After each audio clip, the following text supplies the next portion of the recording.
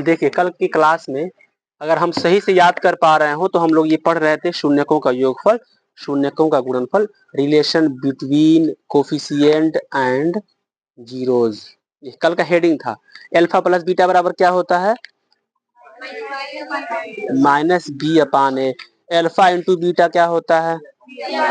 कोई मुझे ये बतला पाएगा कि अल्फा और बीटा है क्या चीज? मान लीजिए अल्फा प्लस बीटा बराबर होता है माइनस बी बटे, अल्फा इंटू बीटा बराबर होता है सी बटे। तो ये सवाल अगर किया जाए कि अल्फा क्या है, बीटा क्या है, कोई भी पूछ सकता है, हम ही पूछ लिए, फिर इसका जवाब क्या देकर के आप बचना चाहेंगे? सोचिए। बल्कि उसके हिंदी में ही है। अल्फा प्लस बीटा को क्या कहते हैं? उसके नीचे लिखे थे, अगर आप सही से याद कर पा रहे हो तो अल्फा और बीटा क्या है? शून्यक। नहीं नहीं नहीं, अल्फा अलग बीटा अलग, क्या है वो? शून्यक है। अल्फा एक अलग शून्यक है, बीटा एक अलग शून्यक है। कुछ काम दिया गया था? नहीं दिया गया था। हमने कहा था कि जो भी क्वेश्चंस है उसको दोहरा करके आइएगा। ठीक है, ये भी हो गया है, ये भी हो गया। शून्य है।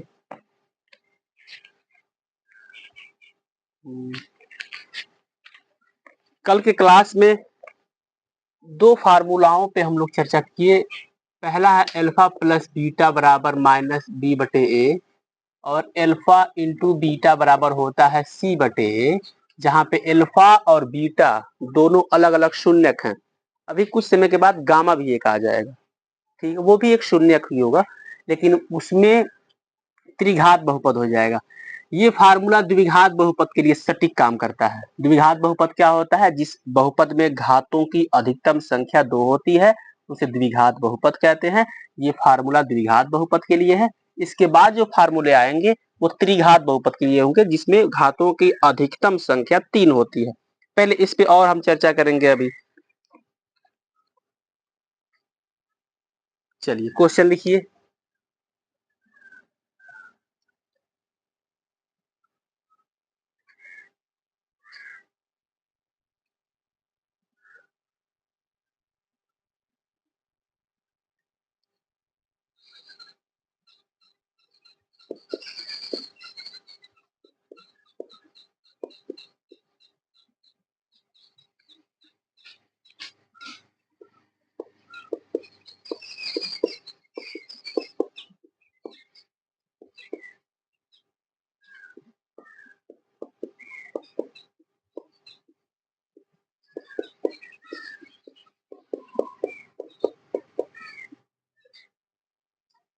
बोला है -5x² -2x माइनस नहीं +24 में शून्यकों का गुणनफल ज्ञात कीजिए।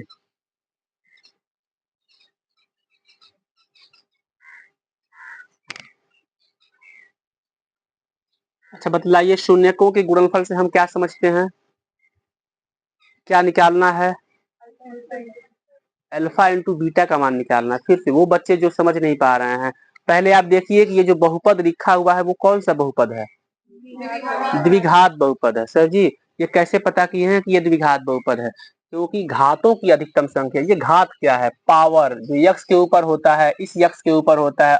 अंकों के ऊपर के पावरों को काउंट नहीं करते। यक्स वाई जेड के अंकों के, ये यक्स वाई जेड के ऊपर के जो पावर होते हैं 2 3 4, उनको देखते हैं, जो सबसे अधिक होता है वो वाला बहुपद कह देते हैं। इस पे 2 है तो कह देंगे कि ये द्विघात बहुपद है।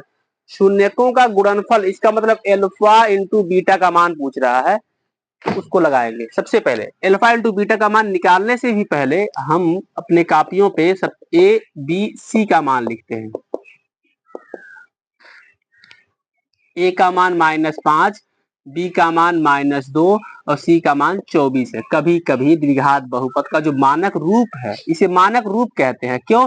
क्योंकि ये चेहरा ax² प्लस bx प्लस सी के रूप में दिख रहा है, इसे मानक रूप कहते हैं। इसके रूप में दिख रहा है से क्या मतलब है? इसके रूप में दिखने का मतलब ये है कि पहले स्क्वायर वाले लोग, उसके बाद यक्स वाले लोग, उसके बाद इसे अचर पद कहते हैं। क्या कहते हैं? अचर।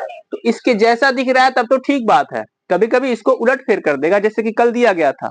तो उलट फेर कर देने के बाद उसको आप सही क्रम में लिखिए, या फिर उसी तरह से आप ए बी सी का मान ढूंढ पाते हैं तो लिख लीजिए।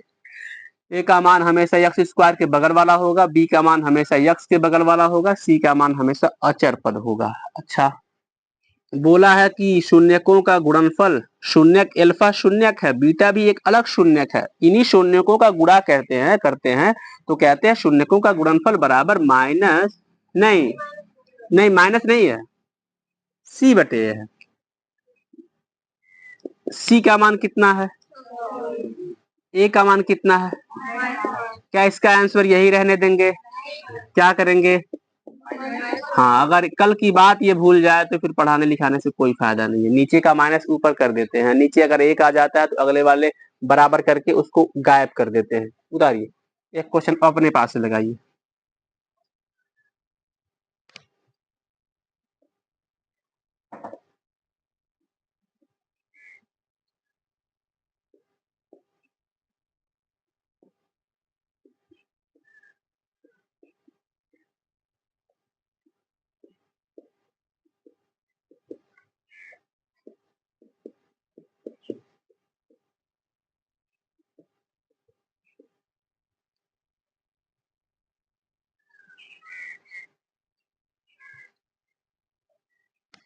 क्वेश्चन नंबर ए लगा लिए हैं, क्वेश्चन नंबर बी।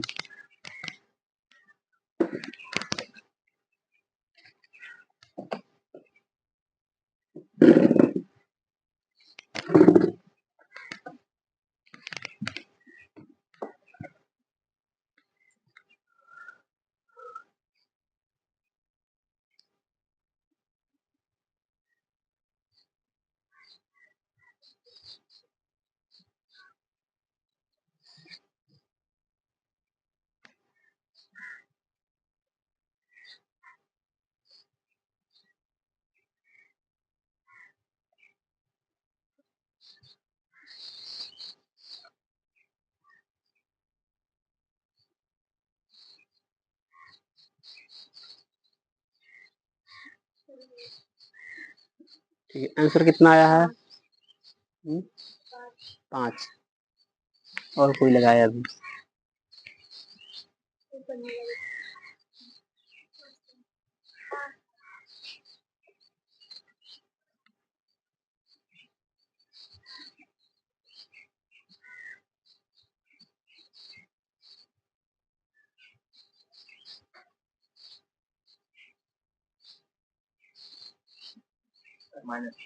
-5।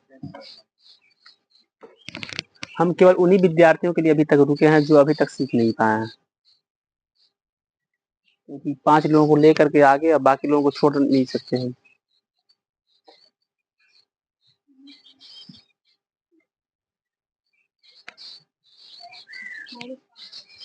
-5 आया है, किसी का +5 आ रहा है, किसी का -5 आ रहा है।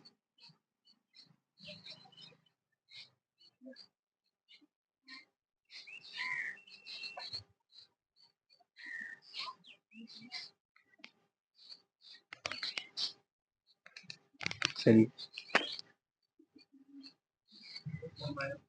ठीक है, देख लेते हैं। सोल्यूशन नंबर बी क्या है? द्विघात बहुपद क्या है? 33 प्लस 2x माइनस 10x²। सबसे पहले क्या ये मानक रूप में है? एक दूसरे से मिलकर चर्चा करिए, क्या ये मानक रूप में है? लड़कों में से मुझे बताया कोई, अगर इसको मानक रूप में लिखना हो तो फिर क्या लिखेंगे? इधर से आवाज न आए। इसको मानक रूप में लिखना हो तो पहले क्या लिखेंगे, उसके बाद क्या लिखेंगे, उसके बाद क्या लिखेंगे? पहले क्या लिखेंगे?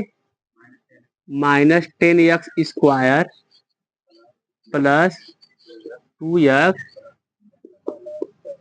33। ठीक बात है, आप समय ज्यादा, आप पूछने और जवाब देने के बीच का जो गैप है बहुत ज्यादा ले रहे हैं। कम करिए और कम करिए। ए का मान, बी का मान, सी का मान, क्या बोला है, शून्यकों का योगफल ज्ञात कीजिए, योगफल ज्ञात कीजिए। तो अल्फा प्लस बीटा बराबर फार्मूला क्या होता है, the value of B is 2, तो -2 हो जाएगा, ए का मान -10 हो जाएगा। सब लोग गलती बोल रहे हो, पहली बात तो ये माइनस से माइनस, 2 एक कम 2, 2 बचे। ये यार एक बात हमको समझ में नहीं आती है, 1/5 का आंसर कौन कौन केवल 5 बोल रहा है। 1/5 आंसर आ गया लिखो। ये भाई एक बात सुनिए, बताएं, बड़ा घातक है। आप कहा कुछ और जाएगा, उसका मतलब कुछ और समझ जाएंगे, बड़ा घातक हो जाएगा। हमने कल कहा था, अरे नहीं पहले बतिया सुन लो भाई। हमने कल कहा था कि अगर नीचे एक आ जाए, हमने नीचे शब्द का इस्तेमाल किया था, हमने कहा नीचे अगर एक आ जाए तो उसको हटा दीजिए, बिना एक के लिख दीजिए। हमने ये नहीं कहा था कि ऊपर एक आ जाए तो उसको भी हटा दीजिए। आपको पता भी है 1/5 की जगह 5 लिख देंगे, कितना बड़ा भूकंप आ जाएगा। ये 10 के बच्चे सोच ही नहीं सकते हैं, हमारा ऊपर का अंक नहीं हट सकता है भाई। नीचे के अंक अगर एक आते हैं तो ऑब्वियसली उसको हटा दिया जाता है। ये रिहर्सल करा दिया जाता है 6, 7, 8 में पढ़ा पढ़ा के कितनी बार बोला गया है इसी मुंह से, नीचे एक आए तब हट, ऊपर के एक से हमें मतलब कोई मतलब ही नहीं, हटा ही नहीं सकते वो। तो आप 1/5 का आंसर केवल 5 बोलेंगे तो ये बहुत ज्यादा खसारे में हम लोग चल रहे हैं। तो जिंदगी में याद रखिए, नीचे का एक हटा सकते हैं, ऊपर का एक नहीं हटा सकते, कभी नहीं हटा सकते हैं। अब माइनस कैसे आ रहा था कुछ बच्चों का, नीचे एक माइनस, मान लीजिए कि एक हमने कहा, आप लोगों ने उल्टा उल्टा उसको ले लिया, माइनस आने का सवाल ही नहीं पैदा होता। माइनस से माइनस को काटिए, प्लस हो जाएगा। ठीक है, ठीक है। Question number C,